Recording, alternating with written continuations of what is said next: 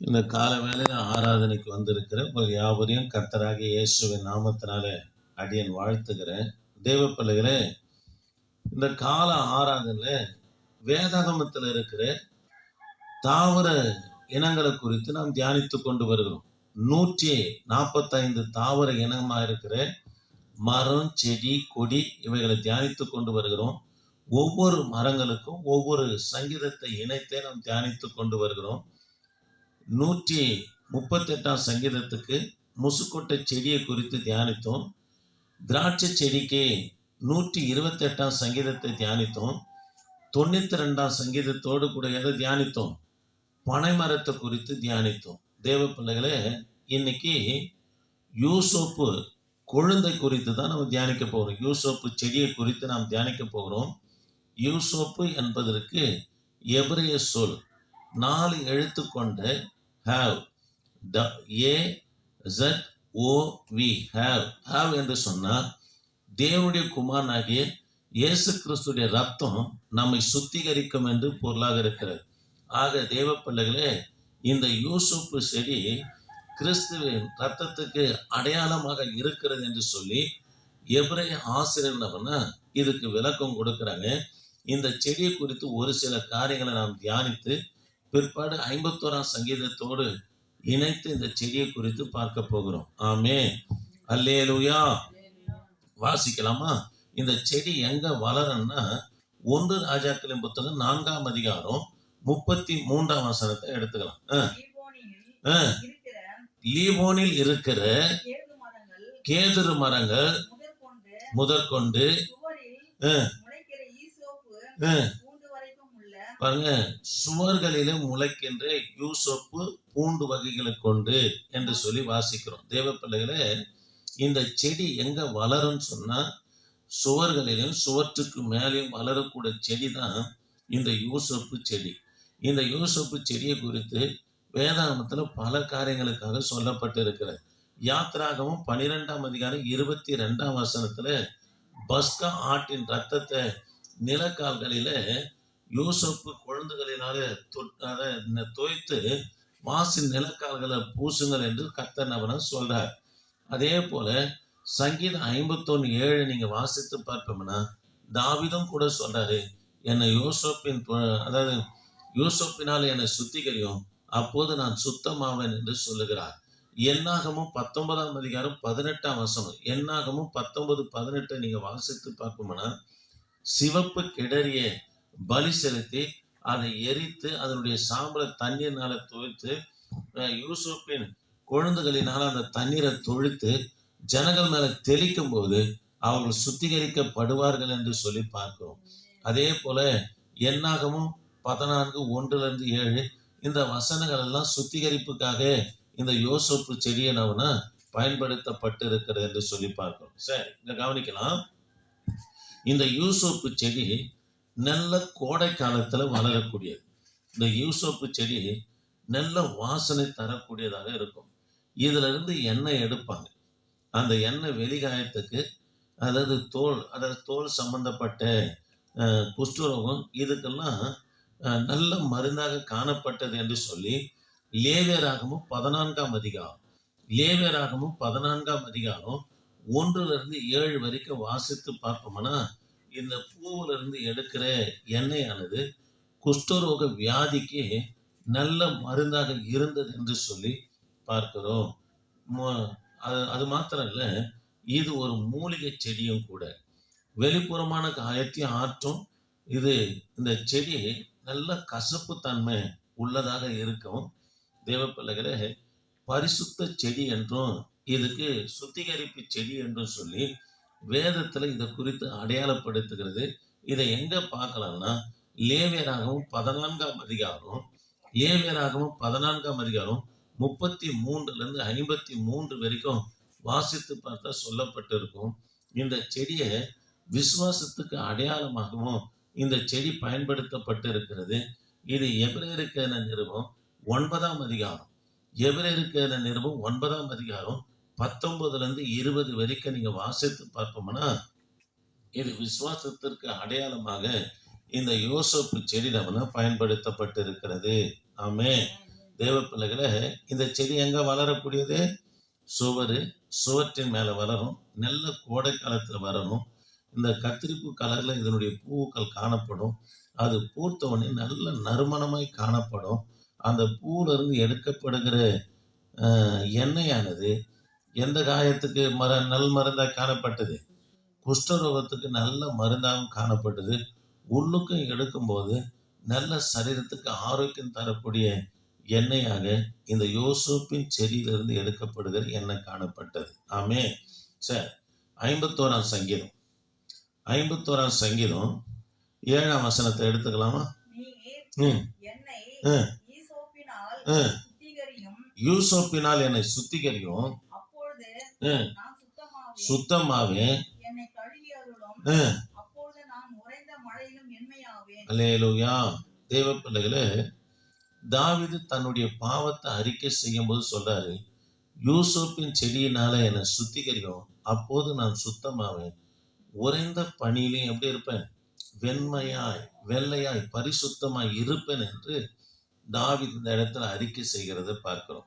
Sir, இந்த 51ஆம் சங்கீதம் எப்போ பாடப்பட்டது என்று உங்களோடு பேசும்படியாக விரும்புகிறேன்.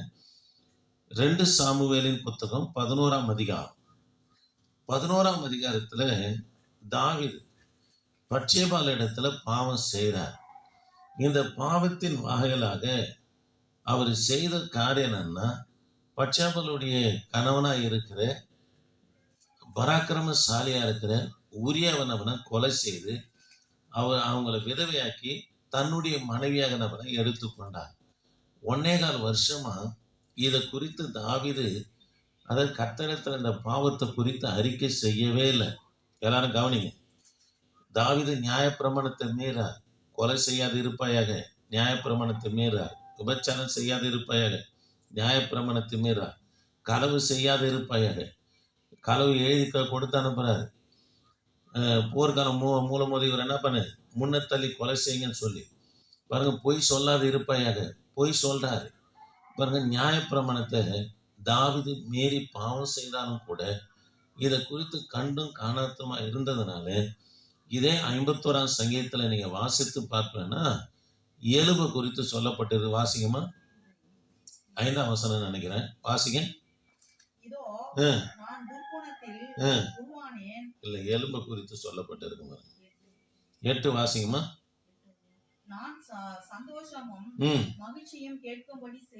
செய்யும் பாருங்க. தாவீது இந்த பாவத்தை அடக்கி வைத்த மட்டும் அவருக்கு என்ன வந்ததுன்னா, எலும்புல கேன்சர் வந்ததுங்க. இதை குறித்து தான் வேதத்துல சொல்லப்பட்டிருக்கு. நான் பாவத்தை அடக்கி வைத்த மட்டும் என் எலும்புகளில என்ன இல்லை, ஆரோக்கியம் இல்லை, நீ நொறுக்கின எலும்புகள் களி கூறும்படி செய்யும் என்று தாவீது 32ஆம் சங்கீதத்திலையும் சொல்லுவாரு, 51ஆம் சங்கீதத்திலையும் சொல்லுகிறார். ஆமே. சரி, 1.25 வருஷமா படுத்த படுக்கை ஆயிட்டார். அரண்மனை வைத்தியங்கள் எல்லாம் தாவீதுக்கு கை கொடுக்கிற மாதிரி இல்லை. காலில் இருக்கிற எலும்பெல்லாம் அதாவது பழுதா போக தாவீது படுத்த படுக்கையில 1.25 வருஷமா இருக்கும்போது 2 சாமுவேலின் புத்தகம் 12ஆம் அதிகாரத்துல நாத்தான் தீர்க்கதரிசி கர்த்தரு தாவீது இடத்துல அனுப்புறாரு. பாருங்க, கர்த்தரே அனுப்புறாரு. முதல் வசனத்தை பாருங்க. கர்த்தர் நாத்தானை தாவீதினிடத்தில் அனுப்பினார். அவனிடத்தில் வந்து அவனை நோக்கி, ஒரு பட்டணத்துல 2 மனுஷர்கள் இருந்தார்கள், ஒருவன் ஐசுருவன், மற்றவன் தரித்திரன். தேவ பிள்ளைகளே, நாத்தான் தீர்க்கதரிசியை யார் அனுப்புறது? கர்த்தரே தாவீதிடத்துல அனுப்புகிறார். தாவீதிடத்துல அனுப்பணும்னு இந்த நாத்தான் தீர்க்கதரிசி ஒரு ஓமையை போல தாவீதுடைய பாவத்தை நம்ம வெளிப்படுத்துகிறார். எப்படி வெளிப்படுத்துகிறார்னா, ஒரு பட்டணத்துல 2 மனுஷர்கள் இருந்தாங்கன்றார். ஒரு பட்டணம் என்பது எருசலேம் நகரத்தை குறிக்குது. 2 மனுஷன் என்பது ஒருவன் ஐசுருவன். அந்த ஐசுருவன் யாருன்னா தாவீது. தரித்திரன் யாருன்னா உரியா. இந்த ஐசுருவனுக்கு ஆடுகள் வெகு திரளா இருந்தது என்று சொல்லி பார்க்கணும். வெகு திரளா என்பது தாவீதுக்கு மறுமனை ஆட்டிகள் 10 பேரும், மனைவி எத்தனை பேரு? 8 மனைவிகள் இருந்தார்கள் என்று உங்களுக்கு சொல்லியிருக்கிறேன். தரித்திரனுக்கோ தான் கொண்டிருந்து வளர்த்து ஒரே சின்ன ஆட்டுக்குட்டி என்று சொல்லிப்பாரு. அந்த தரித்திரம் யாரு? உரியக்கு ஒரே மனைவி இருந்தது. இப்போ இந்த ஐஸ்வர்யன் வீட்டுக்கு யாரு வரான்னா, ஒரு வழிபோக்கம் வரான். அவனுக்கு விருந்து பண்ணுவதற்காக இவரிடத்துல இருக்கிற வெகு திரளா இருக்கிற ஆடுகளில ஒன்றை அடிக்காம இந்த தரித்திரம் வைத்திருக்கிறதான ஒரு சின்ன ஆட்டை அடித்து அவனுக்கு விருந்து பண்ணான் என்று சொல்லப்பட்டிருக்கிறது. தேவ பிள்ளைகளே, அந்த வழிபோக்கன் என்பது மாம்ச இச்சை. வழிபோக்கன் என்பது என்னது? மாம்ச இச்சை.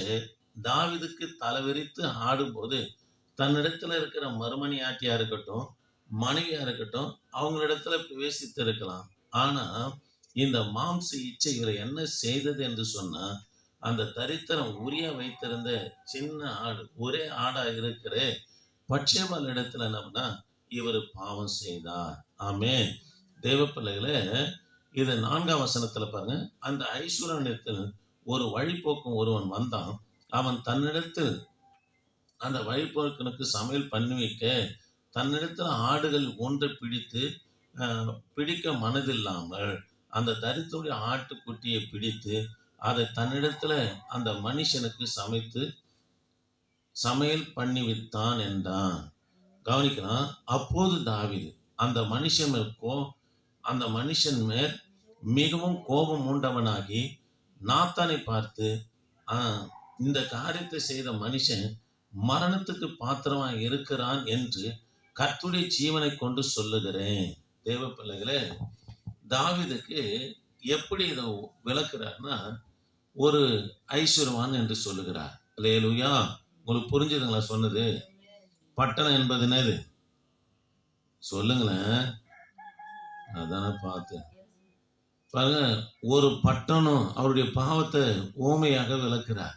ஒரு பட்டணம் என்பது எருசலேம் நகரம். ஒரு பட்டணத்துல 2 மனுஷாலா இருப்பாங்க, திரளான ஜனங்கள் இருப்பாங்க. 2 மனுஷால் என்று சொல்றார். ஒருத்தன் ஐஸ்வர்யவான், அது யாரு? தாவீது. தரித்திரம் யாரு? உரியாவை குறிக்குது. இவருக்கு வெகு திரளாய் ஆடுகள் என்பது மறுமனையாட்டி மனைவிகளை குறிக்குது. ஒரே ஒரு ஆடு தரித்திரம் வைத்திருந்தான். அந்த ஒரு ஆடு யாரு? பட்சேபாலை குறிக்கிறது. தேவ பிள்ளைகளை, வழிபோக்கன் என்பது மாம்ச இச்சை. அதுக்கு விருந்து பண்ணுவதற்காக, தான் இச்சையை நிறைவேற்றுவதற்காக அந்த தரித்திரம் வைத்திருந்த ஒரே ஆட்டனவனா அடித்து சமைத்து பண்ணினான் என்று சொல்லிப்பாரு. இவர் இச்சையை யார் இடத்துல நிறைவேற்றுகிறார்? தாவீது. பட்சேபால் இடத்துல நிறைவேற்றாரு. அதுக்கு தாவீது பாருங்க. அப்போது தாவீது அந்த மனுஷன் மேல் கோபம் உண்டவனாகி, இத சொல்லிக்கினே வராரு. இது தாவீதை குறித்து தான் சொல்றாருன்னு யாருக்கு தெரியல? தாவீதுக்கே தெரியல. அப்போது தாவீது அந்த மனுஷன் மேல் மிகவும் கோபம் உண்டவனாகி நாத்தானை பார்த்து, இந்த காரியத்தை செய்த மனுஷன் மரணத்துக்கு பாத்திரவான் என்று கர்த்தருடைய ஜீவனை கொண்டு சொல்லுகிறேன். படுத்த படிக்கையா இருக்கிற ஆடு ஆடு ஆடுன்னு பேசுறதுங்க. தாவீது இதுக்கு முன்பதாக ஆடு மேய்க்கிற மேய்ப்பனா இருந்ததுனால கோபம் உண்டவனாகி படுத்த படிக்கையிலிருந்து ஏறி அவன் மரணத்துக்கு பாத்திரவனாக இருக்கிறான், அவன் கொல்லப்படணும், கர்த்தருடைய ஜீவனை கொண்டு சொல்லுகிறேன் என்று தாவீது சொன்ன உடனே கவனிக்கலாம். அதற்கு நாத்தான் சொல்றாரு 7ஆம் வசனத்துல. அப்போது நாத்தான் தாவீதை நோக்கி, நீயே அந்த மனுஷன். இஸ்ரவேலின் தேவனாகிய கர்த்தர் சொல்லுகிறது என்னவென்றால், நான் உன்னை இஸ்ரவேலின் ராஜாவாக அபிஷேகம் பண்ணி உன்னை சவுலின் கைக்கு தப்புவித்து. தேவ பிள்ளைகளே, யாரல்ல பெரியப்பா, அது நீங்க தான் என்று சொல்லி இந்த நாத்தான் தீர்க்கதரிசி சொன்ன உடனே, அப்போது தாவீது அரண்மனையே அதிர்ந்து போகிற அளவுக்கு தன் பாவங்களை அறிக்கை செய்யும் போது பாடப்பட்ட சங்கீதம்னா 51ஆம் சங்கீதம். நீங்க 51ஆம் சங்கீதத்தினுடைய தலைப்பை வாசிக்க முடியுமா? வாசிங்கம்மா. பட்சேபால் இடத்தில் பாவத்துக்கு உட்பட்ட பின்பு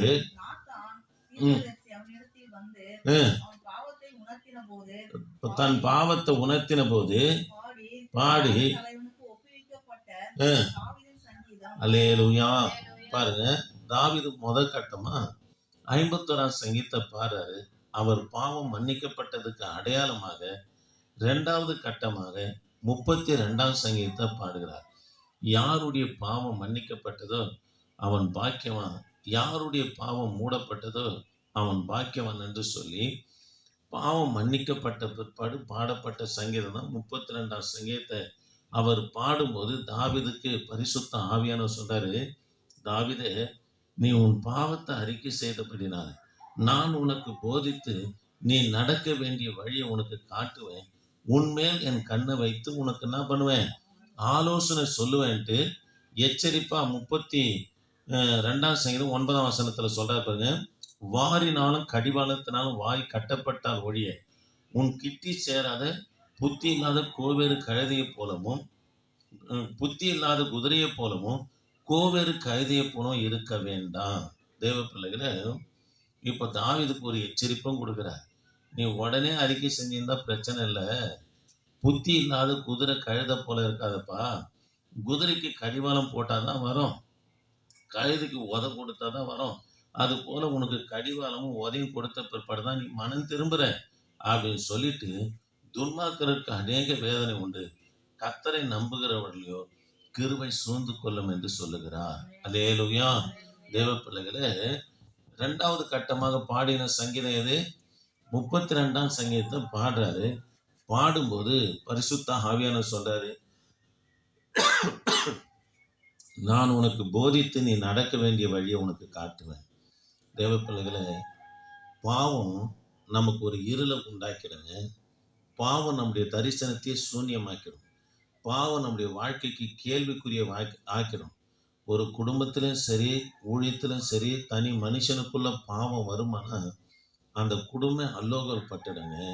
அங்கே சமாதானத்தை பார்க்க முடியாது, அங்கே ஆசீர்வாதத்தை பார்க்க முடியாது, சாபம் அழிவை தான் பார்க்க முடியும்.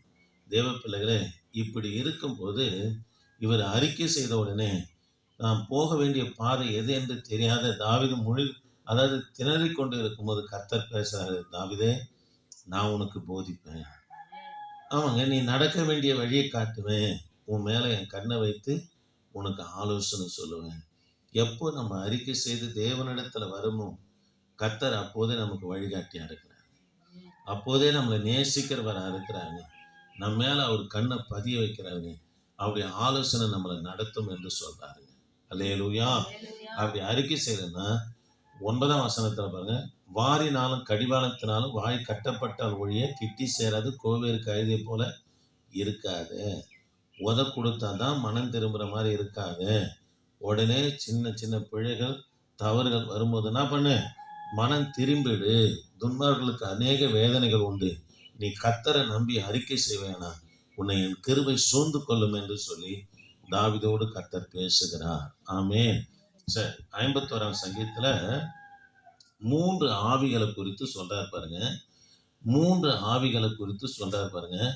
அதனால தேவ பிள்ளைகளை, ஆண்டுடைய பிள்ளைகளுக்குள்ள பாவம் இருக்குமானா பரிசுத்த ஆவியானவர் விலகிடுவார். ஐயா, நான் அந்நிய பாஷை பேசுறேன், ஐயா பேசலாம். ஒரு நாள்ல உன்னை அர்ப்பணிக்கும் போது கொடுத்துருப்பார் அந்த அபிஷேகத்தை. பாவம் செஞ்சோடனே விலகிடுவார். அதுக்கு பிற்பாடு நீ அந்நிய பாஷை பேசினான்னு, குதிரை பேசினான்னு ஒரு பிரயோஜனமும் கிடையாது. ஏன்னா அங்கே யாரு இல்லை, பரிசுத்த ஆவியானவர் இல்லை. பாவம் செய்கிறவன் பிசாசினால உண்டாயிருக்கான். பரிசுத்த ஆவியானவர் ஒரு ஊழியக்காரருக்குள்ள ஒரு விசுவாசிக்குள்ள இருப்பாரானா பாவம் செய்வாங்களா? அப்படி பாவம் செய்வானா அவன் யாருனால உண்டாயிருக்கிறான்? பிசாசினால உண்டாயிருக்கான். பிசாசு அவனை பயன்படுத்துறான்னு அர்த்தம். இதே அதாவது தேவனால் பிறந்தவன் எவனும் பாவம் செய்ய காரணம் தேவனுடைய வசனமாகி வித்து அவனுக்குள்ள இருக்குது என்றார். அப்போ தேவனால தெரிந்து கொள்ளப்பட்ட ஆத்துமாவை கர்த்தர் பாதுகாக்கிறாரு. அல்லேலூயா.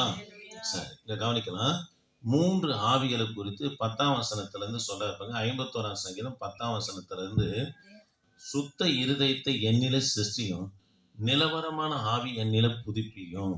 என் உள்ளத்துல நிலவரமான ஆவி என்பது பாவம் செய்வதற்கு முன்பதாக எனக்கு பரிசுத்தத்தை குறித்து போதிக்கிற ஆவியை தாங்கப்பான்னு சொல்றாரு. ஆவினது நிலவரமான ஆவி. சிலர் செஞ்சுட்ட பிற்பாடு தான் யோசிப்பாங்க. சிலர் செஞ்சு கூட இருதயத்தை கடினப்படுத்தி தொடர்ந்து அந்த பாவத்திலே இருப்பாங்க. தேவ பிள்ளைகள் தாவி சொல்றாரு பாருங்க, நிலவரமான ஆவி. அதாவது நான் பாவம் செய்வதற்கு முன்பதாக எனக்கு பரிசுத்தத்தை குறித்து போதிக்கிற ஆவியை தாங்கப்பான்றார். தேவ பிள்ளைகளே, அந்த ஆவியை தந்ததுனால தான் கடைசி நாட்களில் தாவீதுக்கு அவர் சரீரத்தில் அனல் கொள்ளும்படியா அந்த ஊர்ல அழகா இருக்கிற அபிஷேகம் கொண்டு வந்து விட்டாலும் கூட அவள் என்ன பண்ணல, அறியலை என்று சொல்லப்பட்டு இருக்கிறது. 11ஆம் வசனத்துல பாருங்க, உமது சமூகத்தை விட்டு என்னை தள்ளாமலும் உமது பரிசுத்த ஆவி என்னிடத்திலிருந்து எடுத்து கொள்ளாமலும் இருக்கும். கவனிக்கலாம் பாருங்க, மூன்றாவது ஆவி, இரண்டாவது ஆவி பரிசுத்த ஆவி. அப்ப பரிசுத்த ஆவி பாவம் செய்யும்போது ஒரு மனுஷனை விட்டு என்ன பண்றாரு, விலகுறார். இந்த சிம்சோன் பாவம் செய்தார், பரிசுத்தாவி விலகிட்டார். சவுலு பாவம் செஞ்சார், பரிசுத்தாவி விலகப்பட்டது. அசுத்தாவி கர்த்தர் யாருக்குள்ள அனுப்புறாரு, சவுலுக்குள்ள அனுப்புகிறத பார்க்கணும். சரி, மூன்றாவது ஆவி 12ஆம் வசனம் பாருங்க, உமது ரட்சணத்தின் சந்தோஷத்தை எனக்கு திரும்பவும் தந்து உற்சாகமான ஆவி என்னை தாங்கும்படி செய்யும்.